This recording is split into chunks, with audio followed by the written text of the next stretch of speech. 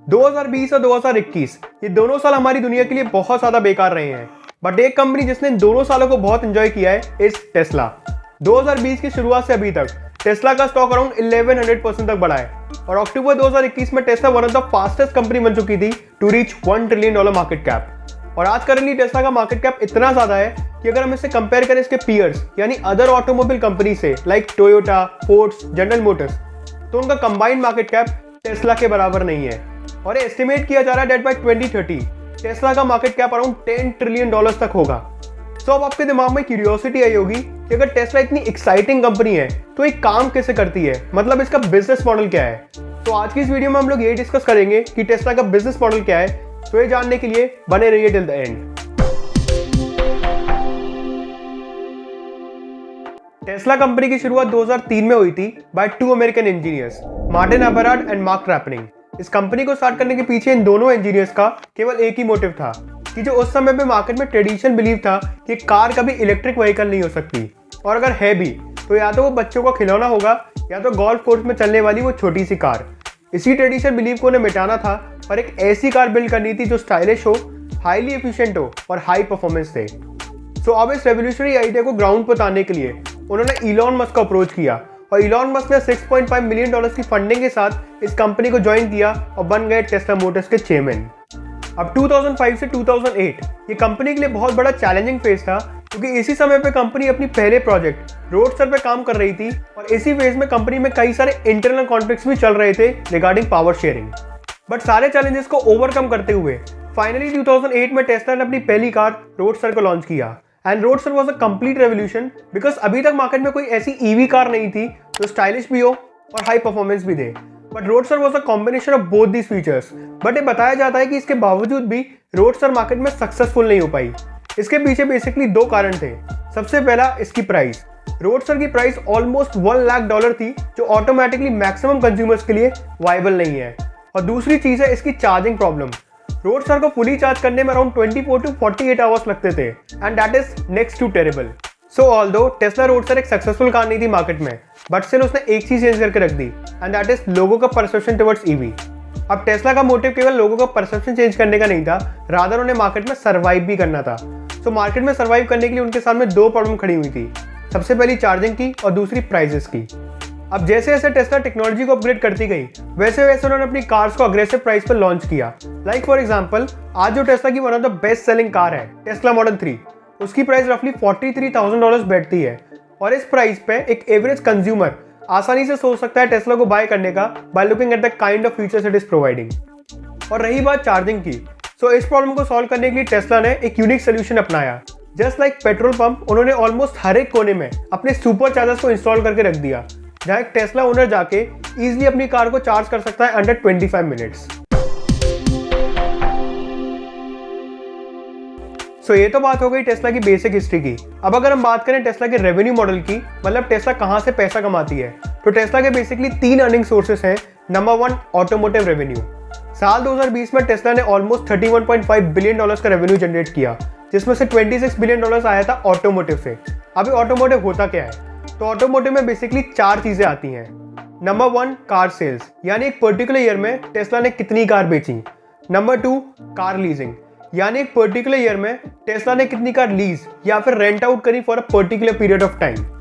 Number 3 self driving software and super chargers, मतलब जब भी आप टेस्ला का सेल्फ ड्राइविंग फीचर यूज करते हो या फिर सुपर चार्जर पे जाके अपनी कार को चार्ज करते हो, तो उसके लिए आपको कुछ ना कुछ टेस्ला को पे करना पड़ता है, जो कि आता है अंडर ऑटोमोटिव रेवेन्यू। सो चौथा और आखिरी source under automotive revenue is regulatory credits. अब रेगुलेटरी क्रेडिट्स होते क्या हैं, तो इसको हम लोग लेटर सेक्शन ऑफ वीडियो में समझेंगे। सो ये तो हमने डिस्कस कर लिया टेस्ला का मेजर सोर्स ऑफ रेवेन्यू, जो कि है ऑटोमोटिव सेल्स। इसके अलावा टेस्ला के 2 अदर माइनर सोर्सेज भी हैं, सर्विसेज एंड एनर्जी। सर्विसेज में टेस्ला कार्स की मेंटेनेंस या फिर रिपेयरिंग करके पैसे कमाती है। और रही बात एनर्जी की, तो मैं आपको बता दूं कि टेस्ला केवल कार की मैन्युफैक्चरिंग नहीं करती है, बल्कि वो लोग सोलर पैनल्स और सोलर बैटरीज भी बनाते हैं, जिससे वो अच्छा खासा रेवेन्यू जनरेट कर लेते हैं। अब रेवेन्यू मॉडल के बाद अगर हम टेस्ला की प्रॉफिटेबिलिटी के बारे में बात करें, मतलब अगर टेस्ला $31.5 बिलियन का रेवेन्यू जनरेट करती है तो उसमें से प्रॉफिट कितना होता है। तो वैसे तो यूजुअली टेस्ला एक लॉस मेकिंग कंपनी है, बट 2020 एक ऐसा पहला साल था जहाँ टेस्ला ने मोर देन $700 मिलियन का प्रॉफिट जनरेट किया।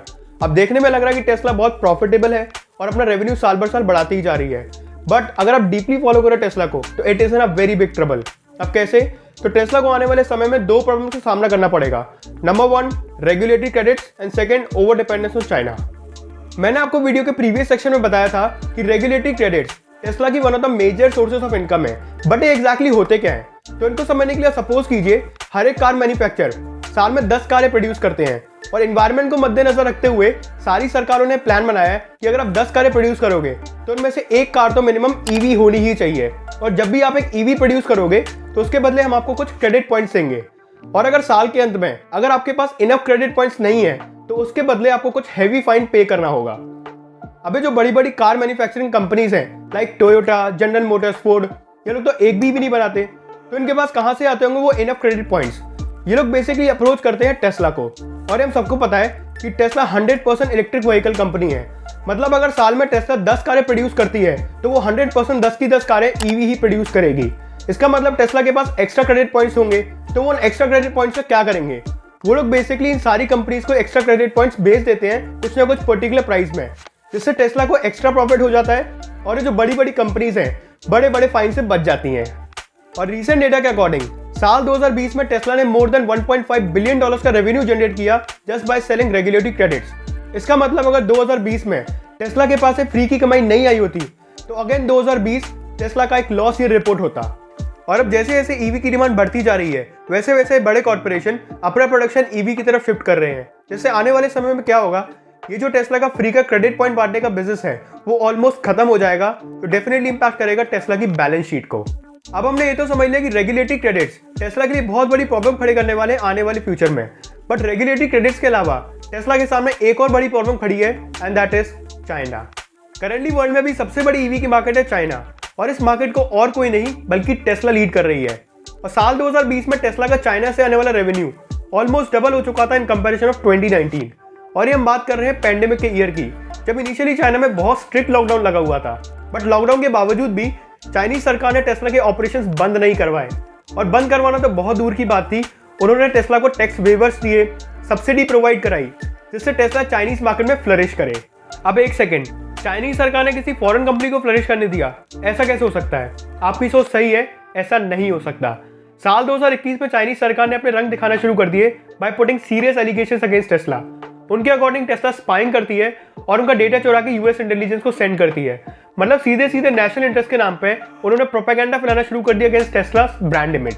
तो टेस्ला को लेकर चाइनीज सरकार का केवल एक ही प्लान था कि टेस्ला को बुलाओ, ईवी मार्केट में कंपेटिटिवनेस बढ़ाओ और टेस्ला की टेक्नोलॉजी चुराओ और फाइनली ग्लोबल ईवी लीडर बन जाओ।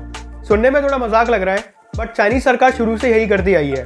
वो फॉरेन कंपनीज को बुलाते हैं और उनकी टेक्नोलॉजी चुरा लेते हैं, और ये सेम काम टेस्ला के संग हो रहा है। तो यहाँ से सबसे बड़ा क्वेश्चन ये बनता है कि आने वाले समय में टेस्ला कैसे अपनी सारी प्रॉब्लम्स को टैकल करेगी और अपने बिजनेस को सक्सेसफुली रन करेगी।